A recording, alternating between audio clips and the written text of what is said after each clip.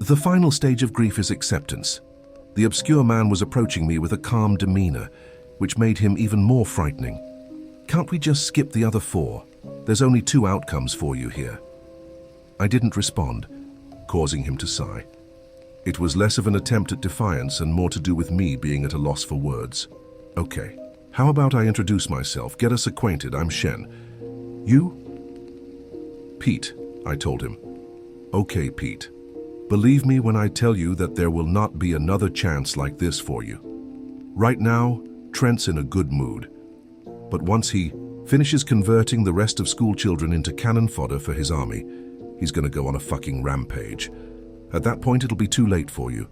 He's not entirely there in the head, so you can't really try reasoning with him, you know? Besides, I'm trying to get on his good side by converting competent soldiers. If you're trying to recruit people, then why'd you kill Axwell? I asked him, feeling a momentary hint of anger amongst my general shock. He shook his head. Who? Look, if I killed one of your cop buddies, then boo-hoo. Like I'd even give a semblance of a fuck. I'm only after the strong anyway, I scoffed. Well, I don't know what the hell you want with me then. You should have tried recruiting that guy you just killed. He seemed strong. Shen stood up, letting out a sigh. Sure, that meathead had decent physical strength. But look where... That got him. I chopped his head like a melon, and look at you, you're still alive. You could do the same to me, I responded. How am I different? Listen, you dense fucker. It's true that I could kill you right now, but I'm choosing not to. Fuck what you think being strong means, the stuff you've been fed by Hollywood and the media and shit. That's all nonsense. The strong are the ones that end up surviving. Self-preservation is the only thing that matters. If you can punch holes through buildings but end up getting taken out by a bigger fish right after, how are you anything but weak? He slammed his hand down on my shoulder in what I assume was supposed to be an encouraging pat. However, I could feel it dislocate from the impact. You're still alive, huh? Have some confidence in yourself. I reeled from the pain, causing Shen to chuckle. I can't lie, though. You normal humans sure are fragile. He put his hand back on my shoulder, softer this time, and I could feel my bones shifting back into place, with my pain being alleviated at the same time. I was stunned, hardly comprehending what had just happened. What the hell did you just do? I asked him. Not only does my own body regenerate, he responded. I can heal others as well. I'm basically Jesus, aren't I? Maybe I should be calling myself the Messiah instead. Is there a difference between the two? I don't know. But don't get too excited. I stand by what I said earlier. There's only 2 options for you. Either you willingly undergo the transformation right now, or I beat you down until you do. What do you... Before I could finish my question, he stomped down, effortlessly crushing my kneecap. I always thought I had a decent enough pain tolerance, but I never could have been prepared for something like this. Enough, you want to come with me now. But despite the excruciating, overwhelming pain, I didn't concede. For whatever esoteric reason, my mind was stubborn, barring me from giving in. Maybe I really just hated the idea of turning into some demon creature. Or maybe it was something else, another driving force I couldn't explicitly identify. Well, shit, he chuckled. One leg is usually all it takes. But don't think, I'm just gonna heal you up and let you go like that, eh? Why are you doing this? Why are you following that guy? I asked him through the pain, hoping to stall more than anything else. You really think that guy's some savior? Shen chuckled. I'm not a fucking idiot, so of course not. Trent's just an overpowered lunatic. Unlike him, I'm not some clown-tier cartoon villain. I'm just rational. But right now I stand 0 chance if I were to take him on. If you can't beat him, then join them until you can beat them. What's his goal? What's he even trying to do? I asked. Trent, I mean. Shen responded. Well, what happens when a really psychotic guy gains godlike powers through an arcane ritual with roots dating back to the inception of mankind? One that involved killing over 250 people, each in an extremely obscure manner over the course of 15 years. As you can see, shit hits the fan, and the rest of us end up scrambling. He squatted down, getting eye level with me. I told you, didn't I? When the storm hits, the strong always find a way to survive. It's a simple rule, do you understand? He smiled when I refused to respond. Let's see just how long this tenacity lasts. One of his arms abruptly transformed into a slimy, xenomorph-like mouth with rows upon rows of jagged teeth. Now this is going to hurt. a lot. But all you need to say is a few words to make it all stop. I can only remember the following half hour as a bloody blur. The pain was followed by moments of fleeting numbness, only to return with even more intensity. Shen must have dealt me 50 fatal blows, only to heal them up and repeat the process right after. He'd slice me in half at the torso, stomp on my ribs, crush my legs, etc. At a point, I lost consciousness after choking on my own blood, only to be awakened seconds later with my jaw dislocated. What's the principle behind this persistence? You got a chip on your shoulder or something? He asked me. I could only wheeze in response. Despite getting dangerously close to my breaking point, I was operating under the logic that there was no point in giving in if I'd already been pushed so far. Live on your feet, or just fucking die. My old man's words popped into my head. He'd always been kind of an asshole, but at the moment I clung onto the advice. The whole situation was ridiculous.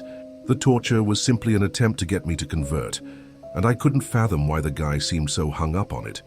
But the further he went, the more my mind was beginning to adapt. The pain was nearly impossible to endure for the first few minutes. After 10 minutes, it was only somewhat excruciating. After 20, I was beginning to get used to it. After 30, I was laughing. It was as if a switch had flipped in my brain. Maybe he really had driven me to some transitory state of madness. My rationality had faded, with the torture sessions suddenly seeming utterly absurd as opposed to anything else. Even Shen seemed surprised at my reaction. "Oh, come on," he sighed. "This is getting frustrating. Did I mess your brain up?" I made sure not to touch it. He furrowed his brow. "Or is this just your inner willpower manifesting? Maybe you've got some shit going on that I'm not aware of." His arms reverted back to their normal form, from the flesh saws he'd been using to hack me up with. Despite him fully healing me up, the pain still lingered throughout my entire body. "Either way, this isn't gonna work." He stretched his arms out before fixing his blood-stained collar. My blood, mind you. "Guess I'll just have to let you go." Those words were enough to snap me back into reality. In my excitement, I tried to stop myself from saying something stupid that might change his mind. But like I said, I'm an idiot. "Yeah." "Good," I stammered out. He gave me a confused squint before explaining his decision. "The transformation likely wouldn't have worked on you regardless. You could say I was testing you out there. Those with strong enough wills end up resisting. Fit. No point in trying to convert somebody who can't be converted. Can't say you haven't earned my respect, though. Guess I'll leave it like this." He turned and began heading towards the door. "Shit's still pretty crazy out there. Let's see if you can survive this." He grinned at me once more. "If you manage to make it out of here alive, I might. Just have to admit that you're stronger than me. Also, don't tell Trent that I let you go if you see him, of course." And with that, he was gone, leaving me with a faint stinging sensation throughout my body. What a fucking weirdo, I thought to myself. But I was still alive, now more determined than ever to keep it that way. I stayed put until my senses had stabilized, only leaving when a veiny eye stalk burst through the ground in front of me. Shen was right. It was still as dangerous as ever. I traversed through the area, avoiding any potential conflicts, until I came across somebody familiar in one of the corridors. A large man wearing heavily damaged armor and a skull mask. "Kaz?" I called out to him. The bulky figure turned around. "Oh, it's you. What happened? Your clothes are all torn up." "Yeah, I began. "We need to get out of here." Kaz nodded, seemingly clutching his chest in pain. "Couldn't agree more." "What happened to you?" I asked, approaching him. "Did you beat Trent?" He shook his head. "Not even close. He ripped one of my hearts out a few seconds after you left." "Oh, that sucks." And then I thought about what he'd said. "Wait, one of them." He nodded. "I had 3 now. I just pretended to play dead." I nodded, not really needing or wanting. "A further explanation. I already called it in," he continued. "We can't deal with this guy. Nobody in our division can, except for one. They're sending in the big gun." "And who's that?" Kaz let out a big exhale. "Judas." The tone in his voice as he said it was rather alarming, almost as if he were naming the devil himself. "So this Judas guy, he's gonna come and fix all this. Well, he'll probably be able to kill Trent. The problem is he'll probably kill everybody else in the process. He's like a somewhat sentient natural disaster. Any place he gets to assign to usually ends up getting wiped off the face of the earth.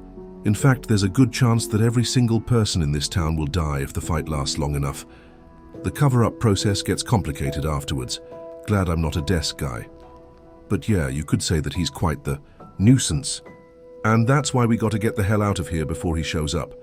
I used to have 6 hearts, you know, but then I got caught up in the aftermath of one of his little outings. Kaz started walking, and I followed.